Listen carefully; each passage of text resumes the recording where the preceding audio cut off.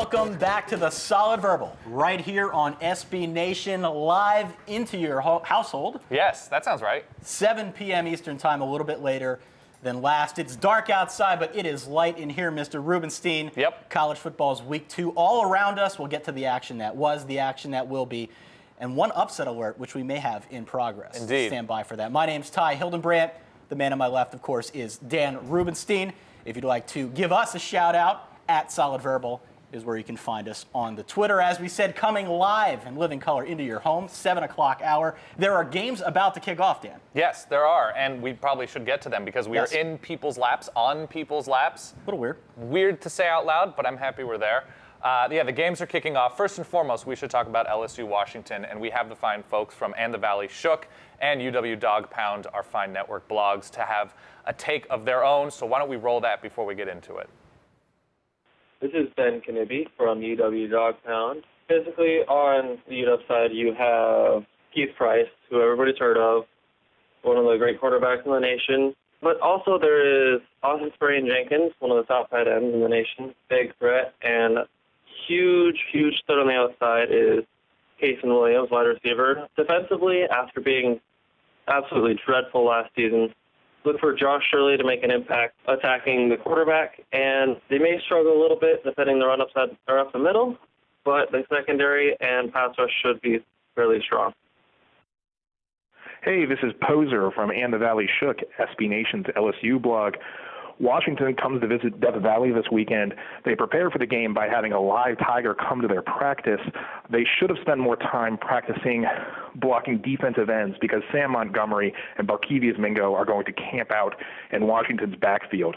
Keith Price is a really good quarterback for Washington, and he should test LSU's young secondary, but the difference in this game is going to be line play. LSU's offensive and defensive lines are stronger, more athletic, and deeper. And eventually that's going to wear Washington down, and LSU should end up winning this game, pulling away late 34-21. All right, 34-21, Dan. That's his prediction. Of course, we all know about LSU's lines. We know those are going to be the story. Why was there a tiger at Washington's practice this week? To what end could that be used to better Washington in preparation for this game? I have no idea. It's gimmickry. It's gimmickry up in Montlake, but it's something, I don't know, people are talking. But the big story to me with this game, it really is the big story of every college football game, but in particular this week, the offensive and defensive line matchups of both of these teams. Can LSU wear down a not so stout, not so deep Washington defensive line? Can Washington do anything against the All-American caliber, All-SEC caliber defensive line that comes at teams in waves that LSU possesses? So it really is one of the greater shames of this game if we're not able to see matchups from the Washington wide receivers and tight ends, as you mentioned, Austin Jenkins and Casey Williams, go up against that LSU secondary minus the Honey Badger. Indeed. I'm interested to watch that tight end matchup with Safarian Jenkins against LSU's linebackers because he is a dynamic guy. We know he can get in space and do some pretty incredible things. So I want to see how LSU is able to man up with him, what they do to try and take him out of the ball game.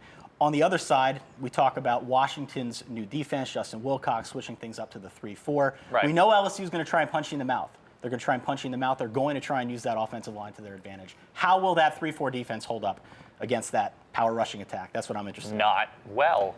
We shall is my prediction immediately. But yeah, it's going to be, I think it's going to be an interesting game for a little while because Washington has talent, as he mentioned. Josh Shirley has an ability to get to the quarterback, Shaq Thompson in the defensive backfield. There's a lot to like about that game, but there's a lot of action tonight. Of course. Death Valley at night. Seems like a death sentence for Washington. Yeah. We will see. Another Pac-12 team in action this week. Right. UCLA, fresh off an offensive explosion. Weird to hear. UCLA fans are not used to seeing this. Right. 646 total yards last week. Jonathan Franklin, your offensive player of the week in the Pac-12. Against Rice. You can't take much from a win over Rice. But with that said, looked pretty good last week. Not used to seeing that kind of offense out of UCLA. Hundley, yeah.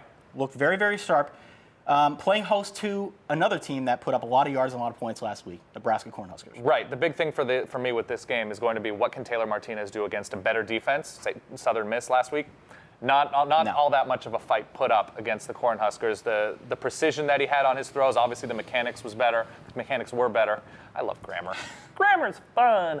The big keys for this game, it's going to be Nebraska on offense minus Rex Burkhead, counting on a less experienced but still talented backfield to sort of keep that balance for Nebraska, and what UCLA can do against a Nebraska defense that may be as weak as it's been these past few years, seeing the defensive line studs gone, Jared Crick, obviously Sue. So there are interesting matchups all over the field in this one. I expect a lot of points. That's what I'm thinking. I think we might be looking at a shootout here as well. I do love Nebraska here. And one other game that I think most college football fans are very interested in seeing. It's Missouri's first game in the SEC, playing host to the Georgia Bulldogs. And this is an interesting one, mainly because the point spread. Yes. Point spread very low in this game. And for all the pomp and circumstance, we heard about the Georgia Bulldogs heading into the season. Georgia should be the better team, more balanced, should be able to go out there and impose its will on Missouri. But yet the point spread remains at 3 points on the nose. Yeah. Which frightens me as someone who pays attention to these things. As a degenerate human. Seems like it's a little bit too low. Yes. Again, Georgia should be the better team, but casual dress James Franklin has been known to do more with less. Yes. And certainly he has a very talented core of wide receivers that he could use to his advantage. Could we see Missouri pull an early SEC upset in this one? It's a terrific question, and that's why we employed the expertise of some more network folks. And this is the Key Party. Key Party, It's a swinger reference, swinger parties. So we went to the fine folks at Dog Sports and the Rock M Nation. Okay. I like saying the Rock M Nation. So if we could see the keys that they had. Let's go to the Key Party here. Okay. All right, so essentially with Georgia, it's the offensive line push in the run game. What can they do against a really talented Missouri front? Sheldon Richardson, a lot of people felt like he ran off his mouth, the talented Missouri defensive lineman. No. Yes, it happens. Todd Gurley, we call him Girl Talk. Great first game against Buffalo. What can he do shouldering the load for a less experienced Georgia backfield than we thought going into the season? And then how much can Georgia pressure Mizzou safeties who are pretty green? That's we've sort of learned from watching what they were that last year and where they are this season. So it will be interesting to see what Georgia can do to initiate Mizzou into the what is it called, the SEC? Is that what they're saying? The kids call it that. Yeah. Yeah. The other thing we need to put up there underneath the Georgia graph is that they're the better team, Dan. Yes, they are indeed. From top to bottom, a more balanced, a better team. But Missouri, again, they have the X factor. Casual dress James Franklin, he's in the pocket. Yes. Doesn't look like he's even trying hard, but believe you me, he is. Yes, and to add to casual dress James Franklin, it's what can Missouri do when they're on offense, staying in standard downs, not getting into extreme passing situations where they were actually not all that strong last week in their cupcakery, in their week one victory.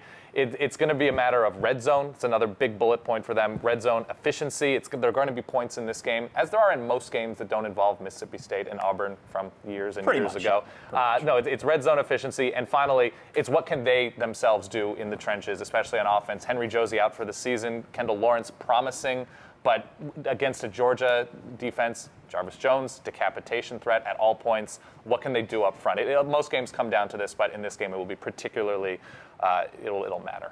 Indeed. All right. Well, that game kicks off right at, I guess, the bottom of this hour, the top of the next 7:45. Have fun. Have fun. Good luck in the SEC, Missouri. There were some games that took place a little earlier today, Daniel. Indeed. We will start with K-State playing host to the Miami Hurricanes. Now, you remember this game last season. I thought you were going to say, you remember when Miami was good. Well, that too. Yeah. It's been so long ago. But this game in particular last season, very close. Yes. Very close game last season. I believe came down to a goal line stand. Ja'Cory Harris stood up. Yeah, stood up at the goal line. Kansas State gets the win. This season, not so much the same thing. 52-13 your final score here. I believe we have a Tire Fire of the Week nominee in the form of the Miami defense. Gave up a lot of yards 2 weeks in a row, last week to Boston College, again this week now to Colin Klein and Kansas State. They had no answer for Colin Klein the entire game. That was ultimately what was their undoing. Very few people do have answers for Colin Klein. I was going to reference, when you mentioned the Miami defense, I was going to say a young, inexperienced unit, and then I remembered that sounds and can be taken in a weird way. Yeah. I can see that, yeah. But yeah, Colin Klein, ridiculous. He went 9 of 11. John Hubert helping him out in the backfield once again. And K-State, very dangerous because if you can run the ball and you can play defense, and I don't know why I'm using the second person, you're going to be dangerous week in and week out, and especially in a sort of wide open Big 12. We'll see what happens. Yeah. It could be interesting. Miami, long way to go. Long way to go. And one of the things we heard coming into this game, they're going to get Mike James going on the ground, right? Yeah. Jed Fisher needs to do some work on the offensive side of the ball as well. Only 8 for 26 for Mr. James. They need to do better than that if they want to do better in the ACC this year. Absolutely. But the ACC, not a terrific morning overall.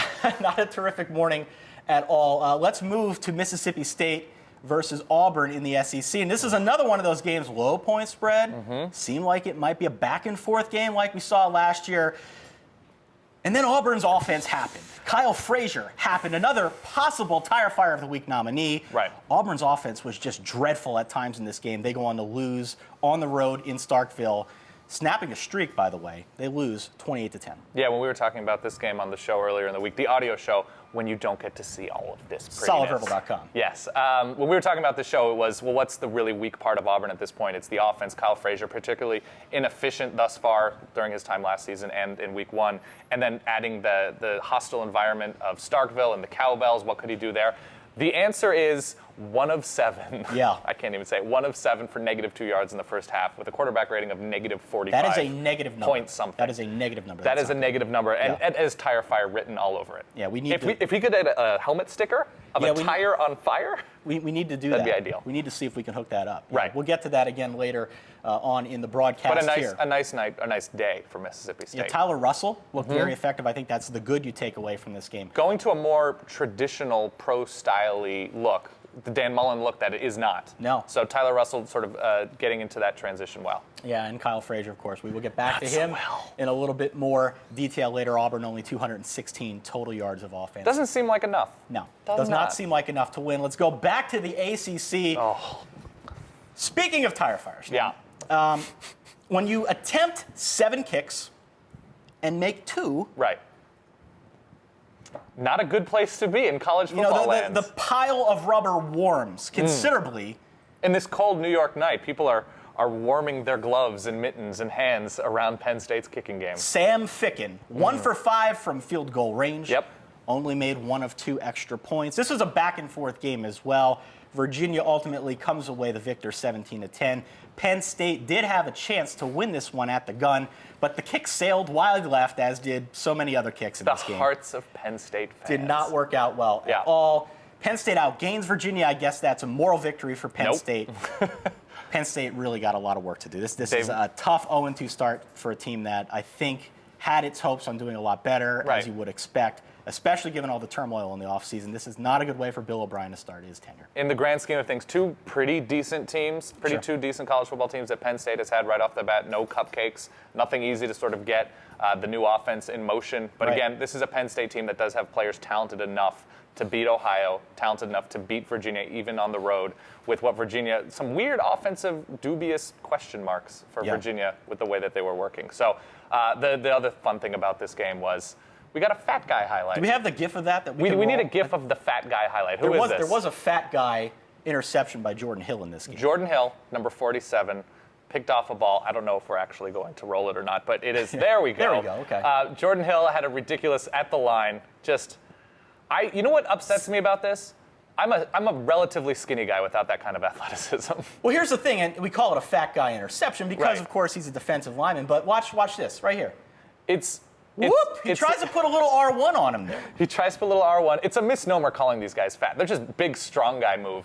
Big, strong guy interception. Big, strong guy move. So that's fun for Penn. There's the moral victory for Penn State. Okay, Penn State comes away the loser, 17-16. Did have a chance, though. They did. They were in it until the end, and the end ended up wide left. So, Maryland.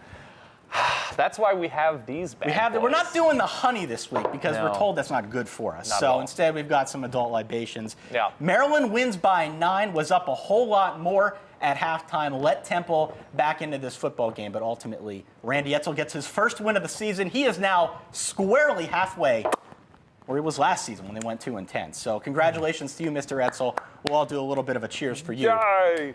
Still a long way to go. There wasn't exactly an offensive juggernaut. There was. By any stretch of the imagination. If you look at the box score, certainly a sight for sore eyes. No, it was not okay for Maryland to be in that game the way they were. But I mean, good for Temple. I don't have any sort of silver lining in this game.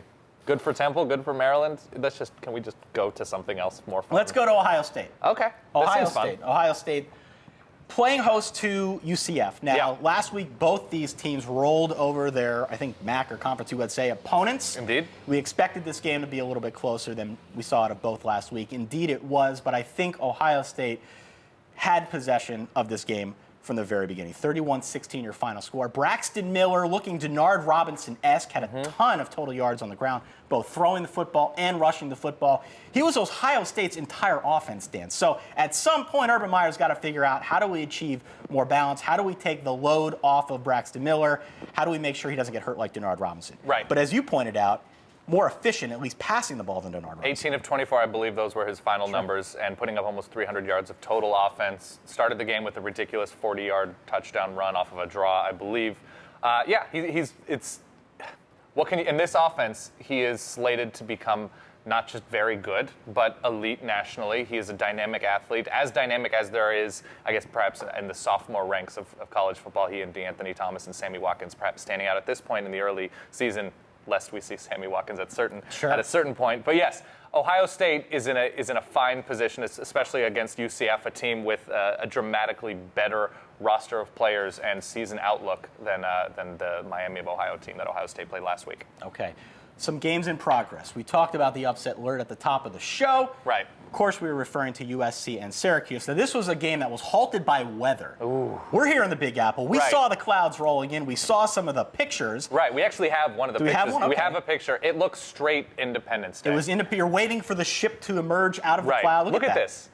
Completely ridiculous. Welcome to Earth. My gosh. I should credit Lindsay Theory from Scout.com for posting that picture, our pal Lindsay. I hope she's alive. I hope everybody in the stadium is still alive as we speak. Yeah. It appears the game is going on. What's the current score? Current score, 27-16. Okay. USC in command, I guess 11-point lead, but Syracuse hanging around. This point spread, depending when you looked at it, 26.5, I think at kick, around 28 to open. Right. USC was expected to do a lot more in this football game. Syracuse has hung around. I'm impressed with what we've seen out of Syracuse. The question I had going into this game, mainly about USC, first and foremost, traveling across the country. Sure. Never know what's going to happen when a team travels as much as they did here. Right. Secondly, Stanford on deck. Now, we saw what happened with Stanford last week. Stanford may not be up to Andrew Luck caliber like we saw last season. First week still, but correct. But still, that is a big game in this Pac-12 season. Perhaps a little bit of a look-ahead spot here. Right. Squaring off against Syracuse just across the river here. Yes. There's not too much to draw from this game at this point. It looks like USC is going to get by, and good for them. Because Syracuse is a team that's going to put up numbers offensively against a lot of different squads. But it's a wonky situation with the weather. There's not too much to draw from this game. Great passing from Matt Barkley. We saw a ridiculous touchdown to both Robert Woods and Marquise Lee. But yes, it's a survive and advance game considering the circumstances. Yeah, and a lot of hubbub when I came in. Hubbub? Port Authority, Port Authority. USC fans walking aimlessly trying to find their butt. It was hard to tell if they were going to the game or if they were just trying to charge their cell phone. But they were there, they were out, they had all their regalia on. So 11-point lead right now. I hope you're happy. Yes, I hope you're happy. What else do we have on the docket? Notre Dame. Skin of their teeth. Notre Dame 2017 over Purdue. Yes. They were a 2-touchdown favorite in this game. Yes. 20-17, looked to have command early in this game. Purdue hung around. Purdue hung around. Purdue hung around, Dan. I'm getting tired of Purdue hanging around. I'm getting tired of everyone hanging around. Right. 20-17, your final. Notre Dame 2-0. Far cry from what we saw last week, and Notre Dame won by 40 over Navy. Right. Purdue had a nice week last week. Certainly through the air, they were very good. Robert Marv, who I believe in his 17th year of college football He's approaching eligibility. John Stocco levels of eligibility. As soon as he leaves Purdue, he will become sort of emeritus college football player. He's just a tenured professor by the time he leaves. He's a tenured situation when he leaves Purdue. Yes, Purdue is actually a pretty decent team. Quietly, Kawan Short, as talented perhaps an interior lineman as anybody in the country. So they were able to get a pretty decent push against Notre Dame. Tommy Rees making an appearance in this game. Was he in this game? How did Tommy Rees get in this game? I have no idea. We were getting ready. We were didn't getting ready. See what happened, but he was in this game. He allegedly. I didn't want to decoy. I mean, I didn't want to upset you. I thought we were past this as a society. But. Yes, but Notre Dame. So this is what they do. They surviving in advance early on. What did they not do last year? They did not survive in advance in a weather-delayed game against USF. In a weather-delayed game. So that was USF. This is UCF. It's close enough. Or UCF was. I don't know what I'm talking about. Can we move on to another game? I don't want to talk about. Well, Notre Dame. speaking of 2017 games, Florida welcoming Texas A&M. Good transition, Dom. Welcoming Texas A&M into the SEC. Yep. This was a hard-fought game for a while. Watching this one in the first half, we thought A&M might have the better of Florida. It was not meant to be. Florida goes on. Mike Gillislee has a real nice game on the ground, scores a couple touchdowns. Not to say this Florida offense is alive and purring, perhaps Electric, the way not there. Brent Pease would like. Right. But you got to like a win. Certainly, Texas A&M is not an easy place to play SEC football. Right. I think if you're a Florida fan, not a bad consolation prize, a 3-point win in Kyle Field. Survive and friggin' advance. Yeah, Jeff Driscoll, uncharacteristically efficient, if nothing else. Not electric, but there are signs of a gas lamp. It's coming along slowly for the Florida offense. Yes, and Johnny Manziel, of course, gets in the end zone in his first game as a Texas A&M Aggie and as a college football player. So cool to see Texas A&M in the SEC. Interested to see what they're going to do the rest of the season. But good for Florida for going on the road, especially given the offensive concerns that the Gators do have and moving forward into an otherwise difficult schedule. Yes, and speaking of games with not a lot of points, I hope you bet the under. I hope you bet the under in Oregon State, Wisconsin. Oregon State playing host to Wisconsin. Oregon State's first game. No one quite knew what to expect. We've heard varying reports throughout the offseason. Are they going to be solid? Are they going to be shaky? Is Mike Riley on the hot seat? What's the deal with Wisconsin? The question we're asking now. 10-7 currently your score late in the fourth quarter. Not okay. Oregon State had a 10-0 lead for most of this game, Dan. A bit of a shocker here. Oregon State getting 8 points again. If you're a betting man, not to say any of us. Right. Obviously not. Kind of a surprise, though, to see Wisconsin this tame on offense. Monte Ball. Danny O'Brien struggling. Just all sorts of offensive woes. 92 yards, double dig into the fourth quarter, as the kids are saying, double dig. Yeah, not okay for Wisconsin. On the road, mind you, but Corvallis, a nice place to play, not an exceedingly difficult place to play. Wisconsin really struggling. I figured they were going to make a leap between week 1 and week 2 after struggling last week. Sean Mannion having himself a game. That's what you'd like to say. Have himself a day. Have himself a day, have himself a game. So Oregon State, a lot of people had them on their radar as a feisty team in 2012. A lot of injury issues last year, but a lot of talent. Marcus Wheaton is as fast as perhaps anybody short of DeAnthony Thomas in the Pac-12. An interesting team, and Wisconsin, it could be a long year in Madison. All right, and one other game that was well underway when we took the air, Michigan playing host to Air Force. Now, if you listen to the audio show we do at solidverbal.com, this was one of our locks of the week. Stanford, excuse me. We dumb. It could have been Stanford, but Michigan at home -21 against Air Force. Right. These are the types of games typically Denard Robinson goes off. Denard Robinson plays against Alabama last week. Not so much. Home against Air Force. It would have been a game to get his rhythm, sure. Of course. Air Force this week, a team that may not be the greatest in Division I. You're so kind today. May not be the greatest. Denard Robinson does what he's supposed to do, but a very, very close game, and I think you need to be a little bit worried if you're a Michigan fan when you look and see the final score was, 31-26? 31-25? What was the final score? 31-25. Close game, far too close, did not cover the 21 points. Did not at all. I don't know why I said that like a news anchor. Did not at all, Ty. The big thing with Michigan going into the season was what can they do on offense, losing the skill players that they lost, losing the defensive linemen that they lost. Air Force obviously running that triple option system. I have a fly that's right around my face. Live it's TV. So distracting. It is a struggle for Michigan right now to separate themselves from team or not to get separated against, as we saw last weekend against Alabama. So Michigan, I think, will improve. They will take steps towards becoming the team that Al Borges and the offensive staff want them to become, as I quote Jesse Palmer, quoting coordinator names. Oh, Jesse Palmer, I love you so much. Love you, Jesse Anytime Palmer. you take a look at an Al Borges offense, that's my Jesse Palmer. I don't know, it's really bad. We need to get a Jesse Palmer impressionist. West Coast Kevin's very good at that. We could probably work that out. should. They're just lining up in Manhattan. Jesse Palmer impressionists. Michigan they will find the rhythm as obviously the guys like Fitz Toussaint come back. They will become better and better. But against Air Force, they should have done more. They should have done more. Yeah. Again, Denard Robinson does what he needs to do, but should have done more. Michigan has Notre Dame on deck in a few weeks. So you do this against Air Force, what you going to do against Notre Dame? Speaking of tire fire, that could just be another tire fire of a game like it was last season. Okay, well, let's get to the tire fires because we talked that we have a tire fire of the week presentation to give. Now, of course, we've got some games in progress. Never know what's going to happen with the Wisconsin game where those it's over. Oh, it is over. 10-7. Wow. Can we throw them in as a late nominee? Yeah, no, they should be a late nominee. We haven't built any graphics for the nominees as we've gone, but we do. It is time to name the Tire Fire of the Week. Okay, let's roll the Tire Fire of the Week graphic, please. We have a very special award here to present. It's so lovely. A very special award to present. 3 nominees, plus if you want to factor in Wisconsin, that is absolutely positively something I am willing to do. Yes. We mentioned these guys before. Miami, the defense, gave up, I believe, 499. Young, inexperienced unit. 499 total yards. Yep. Kyle Frazier and Auburn, whatever that was supposed to be. Right. Penn State's not so sound in the kicking game. You're so nice. You're being very kind. Well, I mean, it was a tire fire of a day. It was a bit of a tire fire. Yeah. That's why we're throwing these guys out there. Yep. And then finally, Wisconsin. We don't need stats. Just look at the score. 10-7. Tire fire of the week, Dan. Yes. I am. Well, did we roll? We rolled the. It's really funny looking, and we spent our entire budget on this clip. So let's roll the Tire Fire of the Week intro. There it is.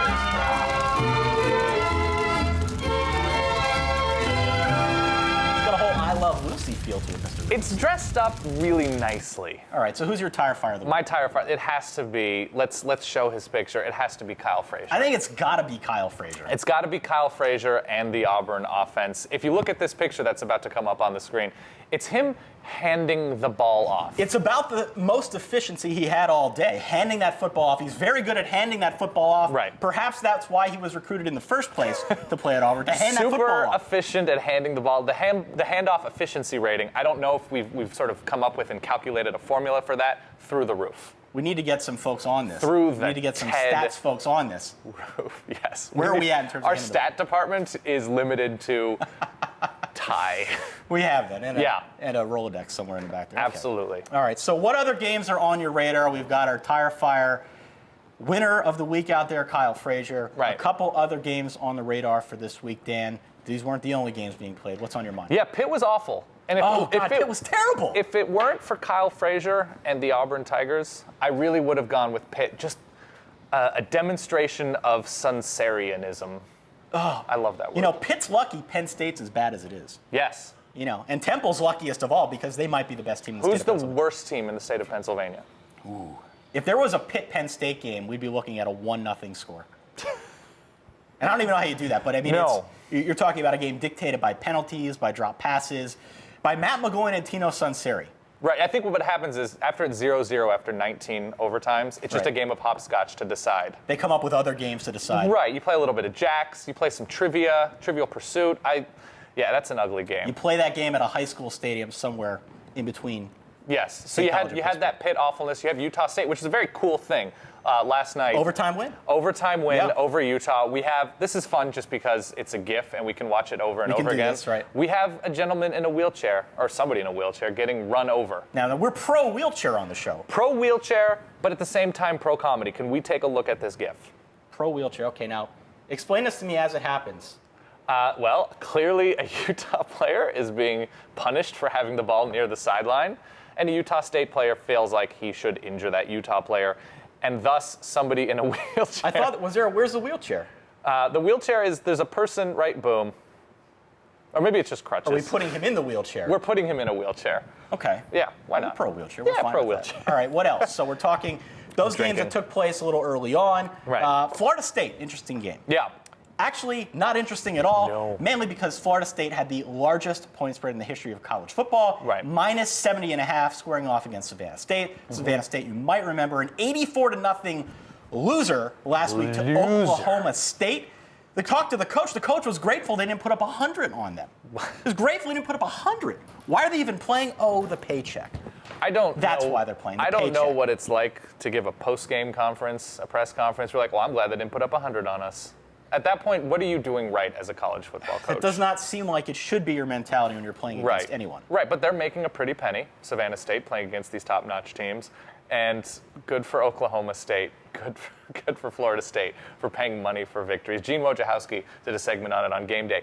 Left out the zero at the end of the amount of money that Savannah State is making. But other than that, good times if you're a Savannah Stater. 11 billion or some made-up number? It was 235,00. Okay, so just two. It's very confusing for me. And that's what you get when you get Savannah State. Indeed. Other games tonight: Illinois, Arizona State. Yes. I'm all in on not Arizona State. Are you really? I am all in on Illinois this year. Are you really? I am. Unfortunately, Yeah, take a drink. Let's get that. Makes it all easy. Yes. Illinois. I like Illinois this year. I like Illinois in this game. They're getting points on the road. Todd Graham. I can't even say it without laughing. Todd Graham. Oh, it feels good to laugh again, Ty. Todd Graham has a current coaching job. That may change by the time we go off the air. Well, you never know. Playing host to Illinois. I like Illinois here. Nathan Shieldhouse beat up, probably not going to play. I'm not sure what his official status is at the moment we're recording this. But Jonathan Brown, Michael Buchanan, two hyper-talented, I like that word, hyper-talented players on the Illinois defensive front line. So good for Illinois for still producing NFL caliber talent and being thoroughly average on the field. But this should be interesting as Arizona State rebuilds Taylor Kelly, winning that quarterback job and playing really well against whoever they played Northern Arizona last week. So it doesn't mean all that much, but it could be a fun game with a lot of points. All right, Oregon. Yes. Fresno State. Yeah. People are going to look at that score last week when Oregon played Arkansas State, and they're going to say, Dan Rubenstein's been talking a lot about this Oregon defense. They're supposed to be so good. How do they give up 34 points to Gus Malzahn in Arkansas State? The answer, of course, fourth stringers did. Fourth stringers. They still won 57-34 playing against mostly subs. Fresno State, we're going to see anything different in this game than what we saw last week. Fresno State's a better team. Derek Carr is a Pac-12 level. Look at how much I have had to drink. Come on, people. You can't expect proper pronunciation from me at this point. Derek Carr is a proper Pac-12 style level quarterback for Fresno State. Robbie Rouse, the talented running back for Fresno State, is quite good. You're going to expect a lot of points. DeAnthony Thomas, right off the bat, when they get the ball back after giving up the field goal, goes for 39 yards for a touchdown. So you give him the ball, that's what happens. So Oregon is going to be in cruise control, as far as I know, as we're recording this live without a television, as I wish there were, right there with the Oregon game going. So Oregon's going to be in fine fettle as they move forward. Another game that I know you and I disagree on. I disagree. Oklahoma State on the road against Arizona. Arizona last week won by the hair on Rich Rod's chinny chin. They won. Over Toledo. Yep. Oklahoma State, we already talked about Oklahoma State. Indeed. 84-0 victors over Savannah State last week. You like Oklahoma State a lot. You know, I see you walk in the door here, Dan. This is like your house. A little bit of a strut. This is your strut. You come in here, people look at you, oh, what's Dan wearing? What's Dan wearing? You know, you make these videos. I know you went 5-0 in your picks all up in here last week. I don't care what you said about this game. I know you like Oklahoma State a lot here. I actually like Arizona a lot here, plus the 11 points, mainly because what can you really glean from an 84-0 victory? I don't know. What can you really get out of it? You can't glean much. That's a totally fair point. You can also glean that Arizona does not have much up front. By the way, can I just mention before we get look over right there? We're not going to be able to shoot that. There are just breasts on the monitors. This is unfair. I don't know how this happened. We can't roll that, okay. We can't roll that, but this is very strange. This is what we're the 10 o'clock hour? In Europe. Our European friends, yeah. So it's just very distracting. They're testing us. Somebody's trying to screw with me. No, the big thing with this game is going to be what Arizona's defensive, I guess it's front six, running that Jeff Castile 3-3-5 is able to do against still a lot of talented athletes that Oklahoma State has on the offensive side of the ball, especially in the backfield. So I'm looking forward to seeing how many points can be put up against this Arizona team, but Arizona, I think, can score a little bit. Matt Scott is actually ideal for this offense, had a nice game against Toledo. It's going to be fun for a little while, in my personal opinion. Yeah, and Arizona's win last week, despite the fact that it went to OT, close game. I can't get over the breasts. That was really weird and completely unnecessary. That might be on YouTube, too. How has that not been flagged I don't know what's going on. They're going to flag us pretty soon. I have had 2/3 of a beer. No, okay. Yeah. Back to the game at hand. Let's keep focused here. I'm so the beer, gone. the breast, everything's sort of throwing us off. That's the solid verbal. Arizona won by a touchdown last week. Indeed. I think the game was a lot closer. Than it actually was. The final score was closer than the game actually was. Sure. Arizona had a lot of chances. Yeah. I think in this game, you're going to see a lot of points. I don't necessarily think Arizona wins the game outright, but I do think they cover that point spread. 11 points is a lot, especially in a game that we think could be a shootout. Really? 11, I do. I'm hitching my wagon. All right. Yeah, we're taking bold stances with this one. So I don't. What else stands out to you tonight that is left? It's all. Are we radared out? And Vanderbilt, Northwestern. I don't know if we can really talk about. Revenge of the nerds. It's a smart game. A lot of people got really good SAT scores on this one. Northwestern won the Pros Bowl, so that's something. Pros Bowl last week against Syracuse. Yep. Other than that, I mean, after doing a Kyle Frazier, Tire Fire, I Love Lucy situation. It's just going downhill from this point on. All right, well, should we let the fine people go? We should let the fine people go and enjoy fine college football tonight and the Arizona-Oklahoma State game. Do let us know what's on your mind. Again, our Twitter handle right behind us, @SolidVerbal. Let us know what's on your mind. For that guy over there, Dan Rubenstein, for myself, Ty, right here. Thanks for tuning in. Enjoy the rest of your evening. By all means, stay solid. Peace.